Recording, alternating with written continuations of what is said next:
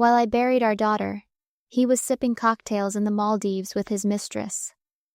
I stood there, numb, staring at the casket that held everything that once made life feel worth living. The air was thick with silence, broken only by muffled sobs and the sound of dirt hitting wood. I kept waiting, hoping that he would walk up beside me, hold my hand, say something, anything. But he never came. No phone call, no message, no explanation. Instead, a friend sent me a photo. Him lounging by the beach, drink in hand. A woman straddling his lap like they didn't have a care in the world. Like our daughter hadn't just died. Like he wasn't supposed to be standing next to me, grieving with me. People looked at me with pity, but they had no idea. I wasn't just mourning my child. I was watching the truth unravel, about my marriage, about the man I thought I knew, about the life I thought we had. But this story didn't start there. No. It started long before that funeral. Before the lies became obvious. Before I even knew what betrayal felt like. We looked like any other happy family from the outside. Smiling photos on the walls, birthday parties with balloons and homemade cakes, weekends at the park. I was the kind of mom who packed little notes in her daughter's lunchbox just so she'd smile at school. He was the driven husband, always chasing the next promotion, talking about building a future for us. And our daughter, she was the light in every room she walked into. Her laughter filled the house in a way that made everything else feel small. We weren't rich, but we were comfortable. We weren't perfect, but we were stable. Or at least, that's what I told myself. I chalked up his late nights to work. His silence at dinner? Stress? His lack of affection? Fatigue? I kept saying, it's just a phase. We're both tired. Life is busy. But even back then, something was shifting. He started forgetting small things, like parent-teacher meetings, or the way our daughter liked her sandwiches cut. He stopped asking about my day, stopped touching me when we passed in the kitchen. Conversations became logistical. What time is practice? Did you pay the bill? When's the dentist appointment? There was no anger, no fights, just this quiet, slow unraveling. A kind of emotional distance that creeps in without making noise. It was easier to ignore it than to confront it. I thought, this is just what happens after years of marriage. I thought we were just busy, tired, not broken. Looking back now, I realized the foundation had already started to crack. And I was too in love with the idea of us to see how fragile we'd become. It started with the work trips. At first, they were occasional, once every few months. He'd come home tired, grumbling about endless meetings and hotel beds that gave him back pain. I believed him. Why wouldn't I? He had always been ambitious, always chasing the next opportunity. I was proud of him for that. But then, they became more frequent. Every other week, he was somewhere new. A conference in Chicago, a leadership summit in Atlanta, a client meeting that required him to be gone for 3 days, then 4, then sometimes a week. And each time his stories became vaguer, less detail, more irritation when I asked questions. I remember one night, around 2 a.m., I woke up to find him sitting on the edge of the bed, scrolling on his phone. The screen light was dim, but I could see the way he tilted it away when I shifted in bed. I asked, "Everything okay?" He mumbled something about checking emails, then slipped the phone under his pillow like a teenager with a secret. He started guarding that phone like it held national security secrets. Wouldn't leave it on the kitchen counter anymore. Took it into the bathroom, the shower, everywhere. The password changed. Notifications were silenced. And whenever it buzzed and I looked over, he'd snatch it up before I could even blink. When I brought it up, calmly, gently, he didn't even try to explain. He got angry, said I was being nosy, said I had trust issues. He spun it around so quickly that I actually apologized. I apologized for being suspicious when my instincts were screaming that something was wrong. That's the thing about gaslighting. It doesn't come all at once. It drips in slowly, rewiring your sense of what's normal, what's acceptable. He'd say things like, "You always overthink," or, "This is why I don't tell you things. You make it a fight." I started questioning myself. Was I being too sensitive? Too controlling? And, meanwhile, the distance between us grew into a canyon. We weren't a couple anymore. We were two people living in the same house, orbiting around each other, pretending not to notice that the gravity was gone. Still, I held on. I told myself it would pass. That all marriages go through phases. That maybe I just needed to be more supportive, more understanding. I didn't realize I was excusing behavior that was slowly erasing me, and by the time I saw the truth, it had already been going on far longer than I ever imagined. The call came on a Tuesday. I remember because I had just finished folding laundry and was about to start dinner. The phone rang, and when I saw it was from an unknown number, my heart did that strange little flutter it always does when something's not right. The voice on the other end was calm. Too calm. A nurse, I think. She said there had been an accident. That my daughter had been struck by a car while crossing the street near school.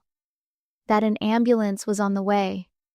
That I needed to get to the hospital immediately. I couldn't feel my legs. I don't even remember grabbing my keys. I just remember running. Running to the car, driving, like I was outside of my own body, praying over and over again. Please let her be okay. Please let her be okay. The next few hours were chaos. Blinding lights, sirens, the smell of antiseptic, nurses with clipped voices, and doctors who spoke in careful tones. I kept asking, "Where is she? Can I see her? Is she awake?" But no one gave me answers, only looks. The kind of looks that settle into your bones and stay there forever. I called him. Of course I did. Over and over again. Voicemail, texts, nothing. I told myself he must be on a plane, maybe in a meeting with no service. Maybe he just hadn't seen my messages yet. But hours passed. The waiting room emptied. A doctor finally came in with his eyes downcast, his hands folded. That's when I knew. I didn't hear most of what he said, just a few words that shattered me. Too much blood. Didn't make it. I'm so sorry. And still, no sign of him. No return call. No voice asking if I was okay. Just silence. Deafening silence. I held her little jacket in my lap, still warm from the sun that afternoon, and I kept checking my phone like maybe the screen was broken, like maybe I had missed a call. But I hadn't. He was just gone. And somewhere deep down I started to feel it. This wasn't just bad timing. This wasn't just a missed flight. Something else was going on. Something much worse. It was the day after the hospital. I was sitting in the funeral home, numb, flipping through binders of casket options and flower arrangements like I was ordering takeout. Nothing felt real.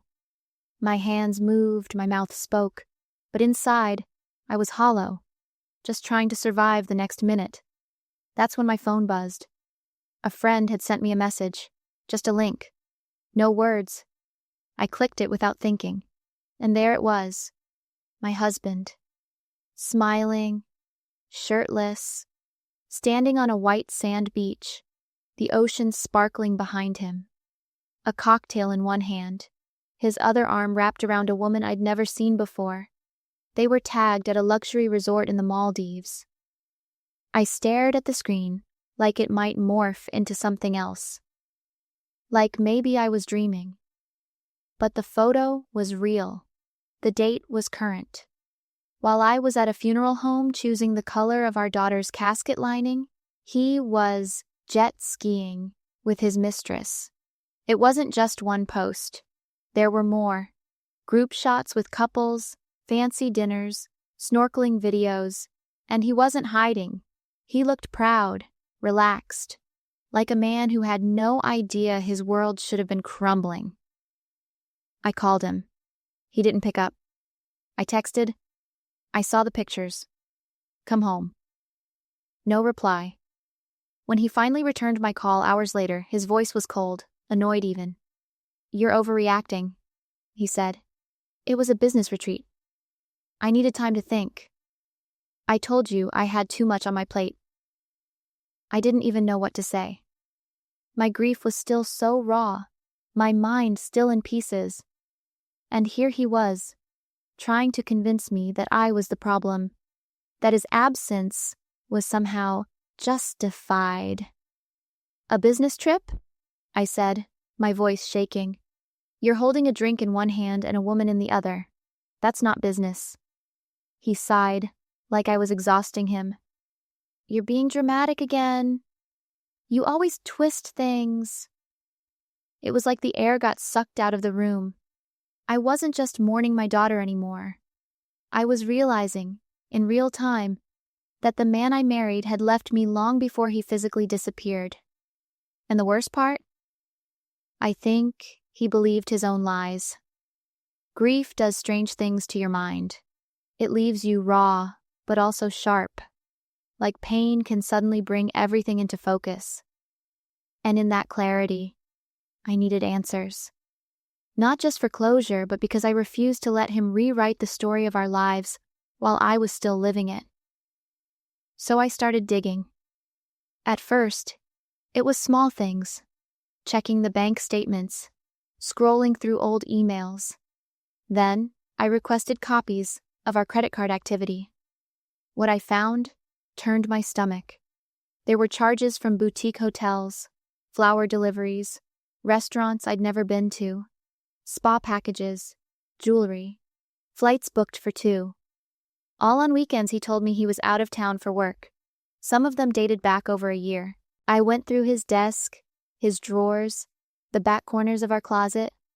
I found an old phone, one he'd replaced months ago, and somehow forgot to wipe. When I turned it on, my hands were shaking. But inside, there it all was. Messages, photos, voice notes, conversations so casual, so familiar. It was clear this wasn't some affair that had spiraled out of control. This was deliberate, routine. He'd been maintaining a whole other life, with vacations, jokes, pet names. And the woman? The moment I saw her full name, my heart dropped.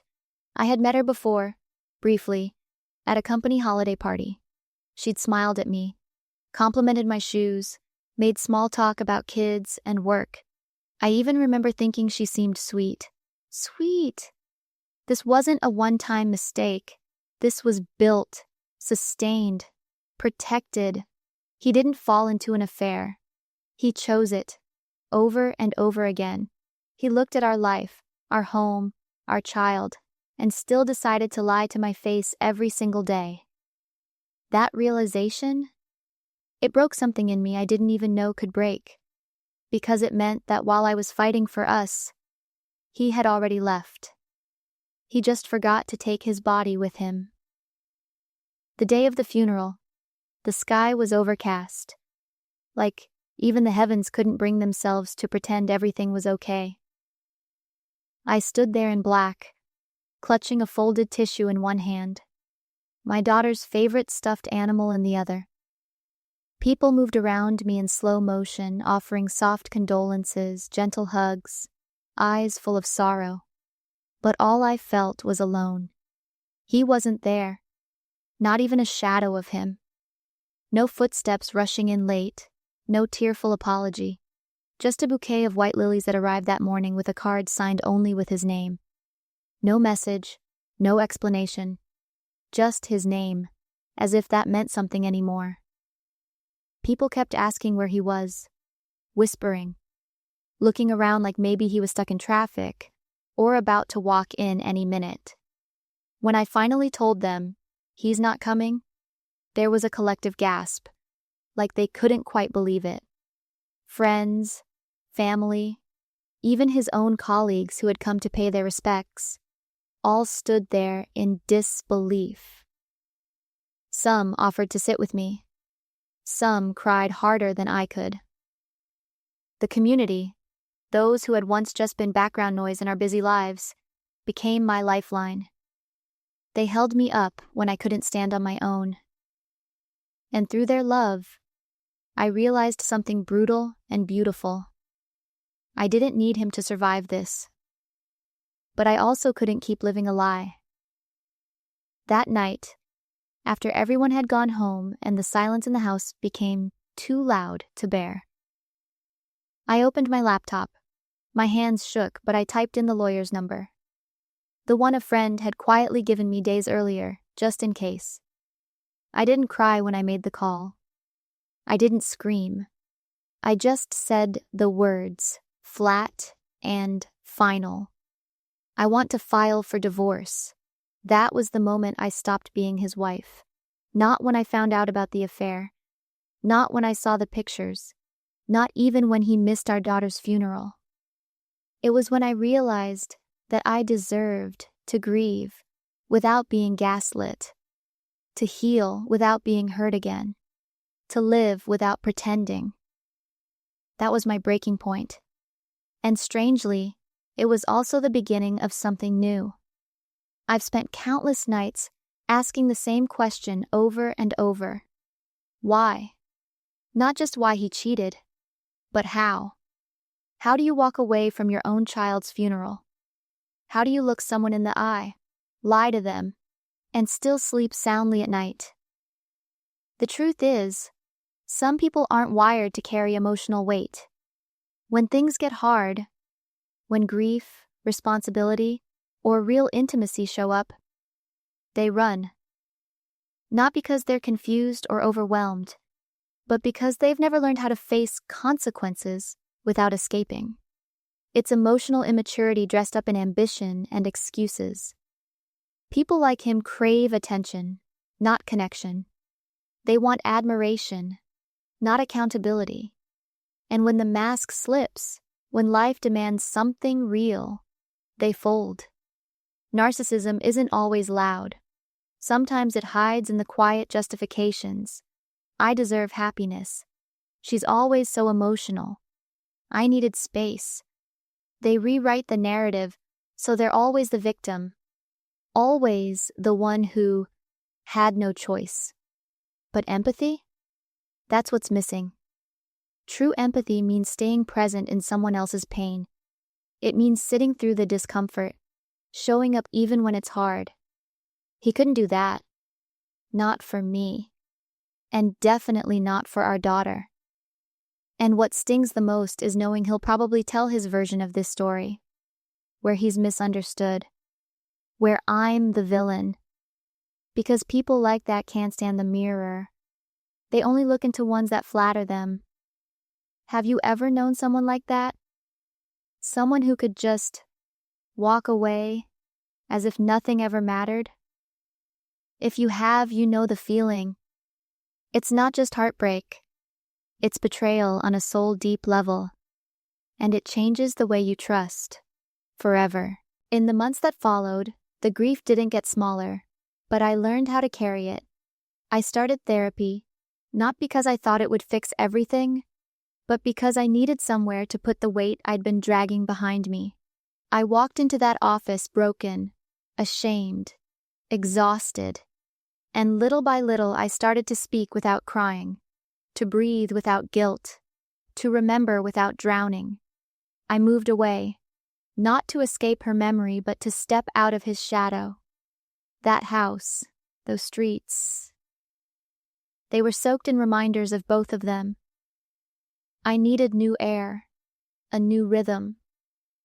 I found a small apartment in a quiet town where no one knew my name, and for the first time in years, I wasn't defined by the role I played in someone else's story. I joined a support group for grieving parents. People who spoke the same quiet language of loss. We didn't fix each other. We just sat in the dark together until the light slowly returned. Some days we cried. Some days we laughed about memories that used to feel like knives. It helped. And I started doing little things to honor her. Donating books to her school. Planting flowers in parks she used to play in. I kept her favorite stuffed bunny on my nightstand, not as a reminder of what I lost, but of what I had, of how deeply I loved, and still do.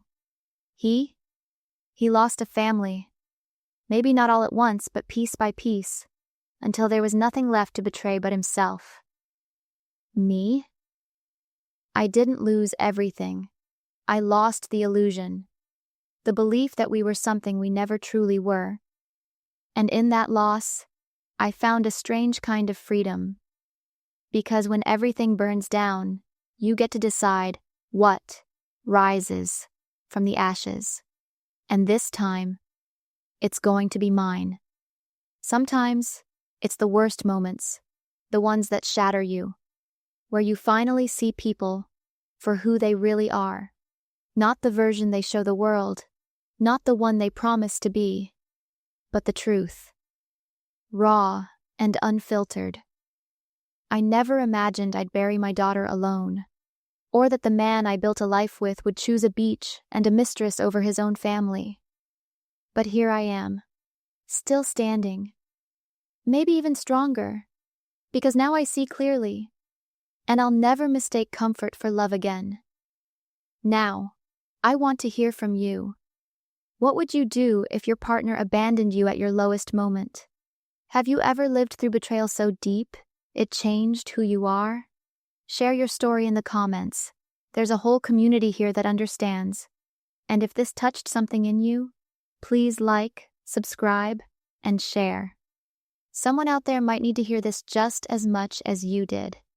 And don't go far, because next time we meet a woman who discovered her husband's second family lived just 3 streets away. You won't believe what happens next.